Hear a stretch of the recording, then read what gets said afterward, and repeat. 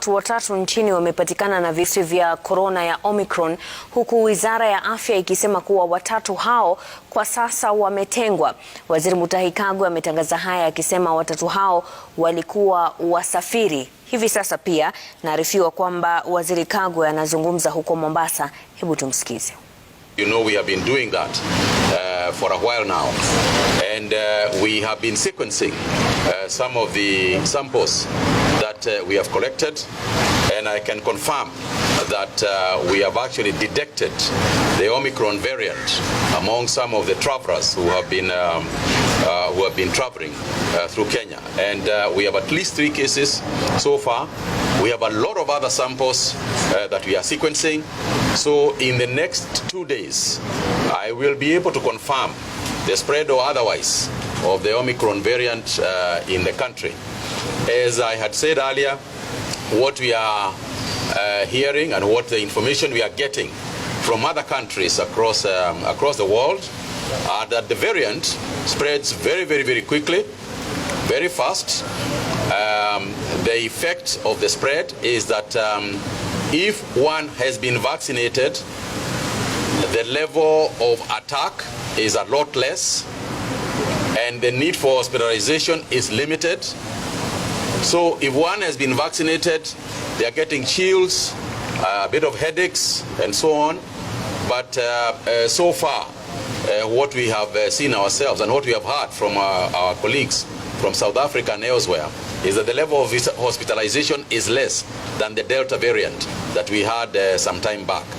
So far, the hospitalization cases that we have in our country are still Delta. We have not detected any Omicron variants in our hospitals. But of course, as I said, we are carrying out sequencing in all our laboratories so that we are able to give Kenyans a better picture of where we stand as far as the Omicron variant is concerned. It is clear, however, that moving forward, the Omicron variant is likely to be the dominant variant, not just in our country, but across the world. And we are happy that the management of the variant globally is now being handled in a better way. We have had some countries that, for example, had closed and locked out. People traveling from some countries have been removed from the red lists, and that's a good plan, because the way to manage the virus is to ensure that we keep away the virus, but not necessarily keep away people. This variant is there with us. It is going to spread. There is no question about it. And it's a question of us preparing ourselves. We have urged that through the COG that all counties begin serious preparation for any eventuality. We have also urged that Kenyans get vaccinated. This is no time to debate. This is no time to start hesitating when it comes to getting vaccinated. The statistics are clear. In the countries that have got a widespread Omicron variant, it is clear that if you have been vaccinated, you are much better off than if you have not been vaccinated. If you have not been vaccinated, what you are threatening is your livelihood.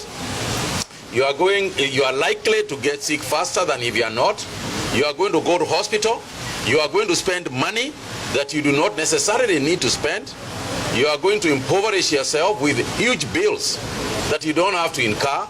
So as a government, what we are saying is that let's everybody get out there and get vaccinated.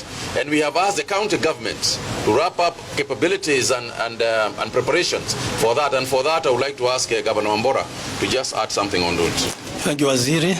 I just want to confirm what Waziri Senator Kagwe has said. We are aware of this problem, of this new variant, and we, the county governors, all over the 47 counties, we are ready to work closely with the Ministry of Health, and we are insisting on the protocols which they have already given out, which our people will have to follow. So we are ready. We are confirming that our oxygen plants are functional and the ICU beds are ready. Preparedness is always the best way to deal with these kind of surprises. Thank you.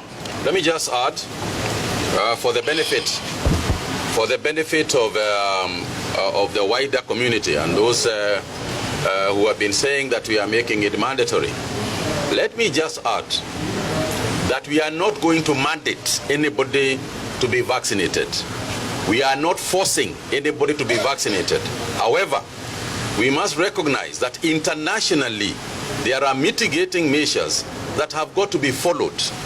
For example, when it comes to airlines, when it comes to trains, when it comes to buses, internationally, that is what is happening now across the world. If you go to Italy tomorrow and you want to go to a restaurant, you will have to show that you have been vaccinated. This is the practice elsewhere, and that is what is going to happen to our country as well.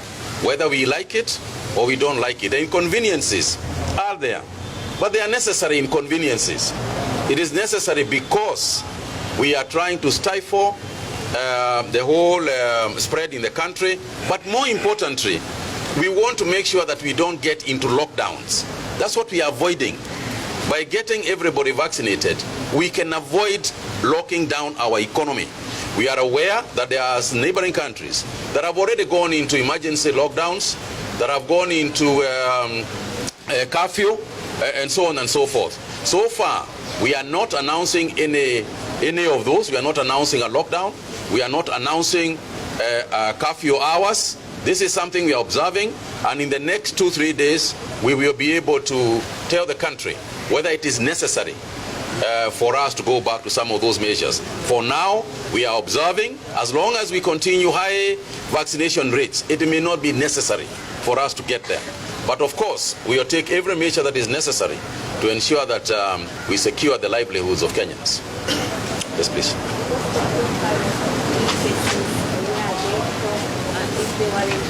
The cases were actually, we had one South African and 2 Kenyans. They obviously immediately went into quarantine.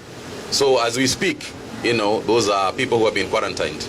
And in any case, moving forward, anybody who would be detected with it must go to quarantine.